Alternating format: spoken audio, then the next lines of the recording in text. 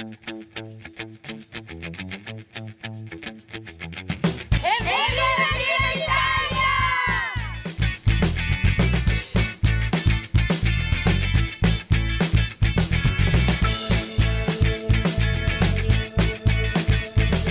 roba favolosa veramente, una roba che è veramente più grande del previsto, bellissimo veramente. Bassano è una città, ok. Numero uno Bassano.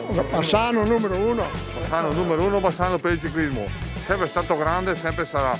Bassano del Grappa, viva il ciclismo. Molto bello, bella giornata, è stato proprio un bel avvenimento. È stato bellissimo vederli proprio qui ad un centimetro di distanza, è sempre una bellissima emozione, regala insomma tanti colori, tanta vivacità, tanta allegria e è sempre un bel avvenimento insomma. Chi vince il Giro? Ma il migliore. Ce la fa Nibali?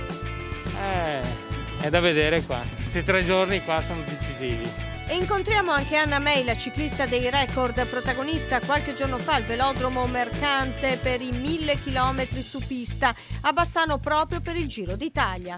Qua è veramente la patria e ti dirò anche una cosa, provando questo record del mondo mi sono resa conto del calore che i bassanesi proprio provano per questo sport e me lo ricordo questo calore mentre giravo in pista nel velodromo ed è per questo che ritornerò. Ragazzi, chi vince il Giro? Secondo me spero Nibali. Io spero Nibali. Spero Nibali anch'io. Spero Nibali. Forza Nibali qui. Sì. Forza Nibali. Ho incontrato Gianni Motta, ex campione che ha vinto il Giro d'Italia. Adesso iniziano le tappe di alta montagna e il tempo ci assiste e vediamo the show must go on.